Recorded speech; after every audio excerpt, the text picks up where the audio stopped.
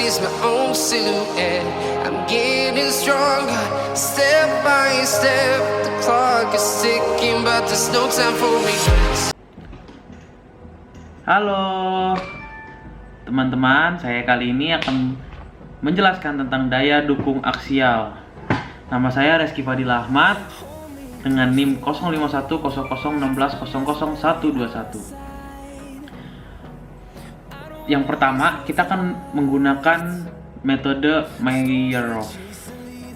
Metode itu terbagi menjadi 5. Yang pertama adalah metode Meyerhof, yang kedua adalah metode Braud, yang ketiga adalah metode Paulus, yang keempat adalah US Army Corps, dan kelima software All-File.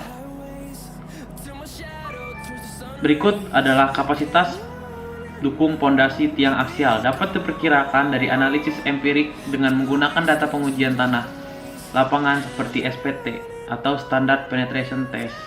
Data hasil uji tanah laboratorium dan pengujian langsung di lapangan yang berapa diantara yaitu Static Load Test and Pile Driving Analyzer atau PDA. Kita akan menjelaskan tentang metode Meyerhof. Pada tahun 1974, Meyerhof menyempurnakan teorinya dengan mempertimbangkan beberapa faktor dengan menentukan daya dukung tanah. Faktor-faktor tersebut adalah pengaruh kedalaman pondasi, bentuk pondasi, dan kemiringan beban. Berikut adalah grafik variasi nilai maksimum dari NC dan NQ dengan sudut geser tanah.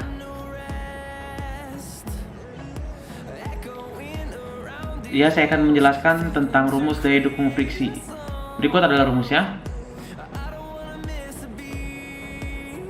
di mana P adalah keliling pondasi, Cu adalah kohesi, alfa adalah koefisien adesi antar tanah dan tiang, delta L adalah tebal lapisan tanah.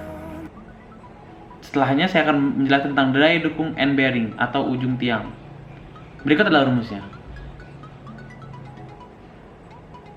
yang dimana AP adalah luas fondasi, Cu adalah kohesi, dan NC adalah faktor daya dukung ujung.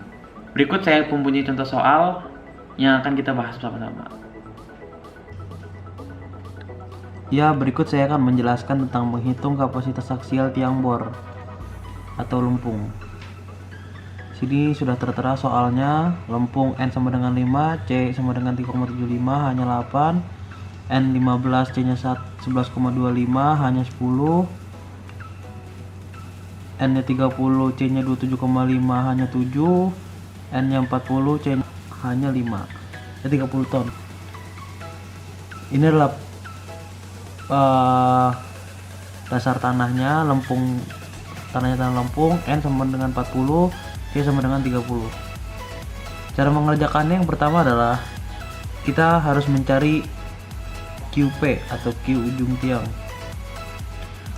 Ini tadi adalah AP dikali CU dikali NC.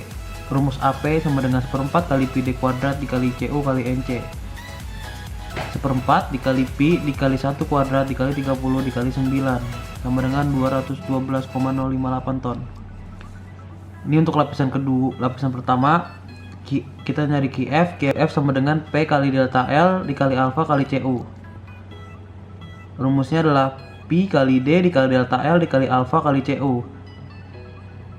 Pi dikali 1 dikali 8 meter dikali 0,55 dikali 3,75 sama dengan 51,836. Kenapa kita pakai alfanya 0,55?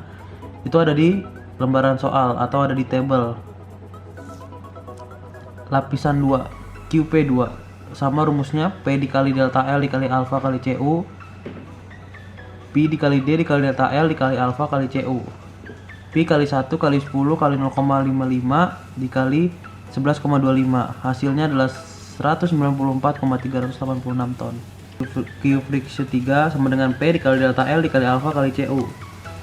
Pi dikali D dikali delta L dikali alfa dikali CU itu rumus menjadi Pi dikali 1 dikali 7 meter dikali 0,55 dikali 22,5 ton per meter persegi. Jadi hasilnya adalah 272,140 ton. Ini adalah lapisan keempat. 4 sama dengan P kali delta L kali alfa kali CU, Pi kali delta L dikali alfa kali CU. Pi kali 1 kali 5 kali 0,55 dikali 30 ton per meter persegi. Hasilnya adalah 259,181 ton. Ini adalah QF total, yaitu penjumlahan dari QF1, QF2, QF3, dan QF4. 51,836 ton ditambah 194,386 ton ditambah 272,140 ton ditambah 259,181 ton. Ini adalah Q ultimate-nya, yaitu QP ditambah QF 212,058 ton ditambah 777,543 ton. Hasilnya adalah 989,601 ton.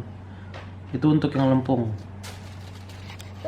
Menghitung kapasitas tiang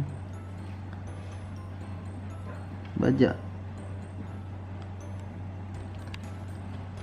Tanahnya adalah pasir. Berikut adalah soalnya. Suatu tiang berdiameter 300 mm 0,3 meter dipancang pada tanah jenis pasir sampai kedalaman 9 meter. Pasir tersebut memiliki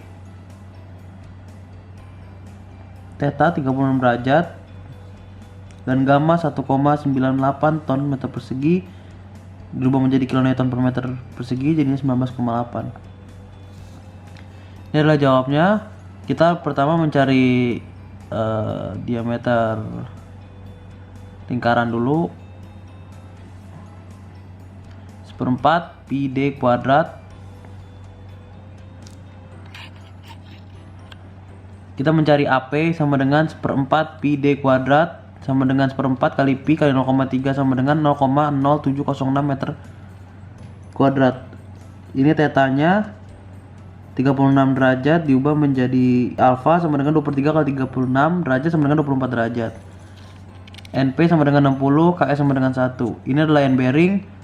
Tegangan U aksen sama dengan 20 beta dikali gamma aksen, yaitu 20 dikali 0,3 dikali 19,8 dikurangin 1 sama dengan 58,8 kN per meter persegi. Berikutnya adalah P ultimate bearing. Rumusnya adalah AP dikali tegangan U dikali NQ. AP nya 0,0706 dikali 58,8 dikali 60. Hasilnya 249,077 kN. P sama dengan Pi kali D. Rumusnya adalah Pi dikali 0,3 0,942 meter. Ini adalah L sigma 0 tegangan U aksen dikali delta L.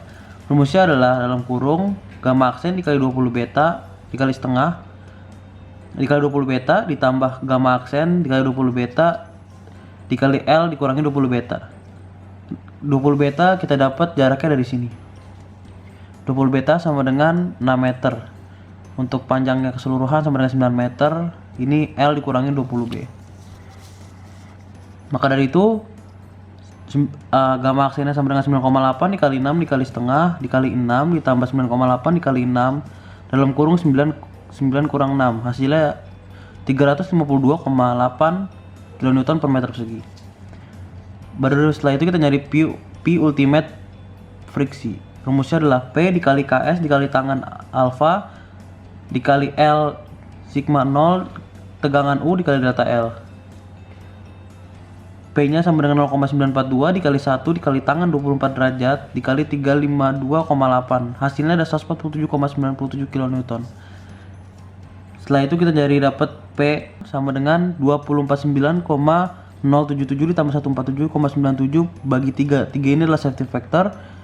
Setelah itu dapat hasilnya 132,349 kN.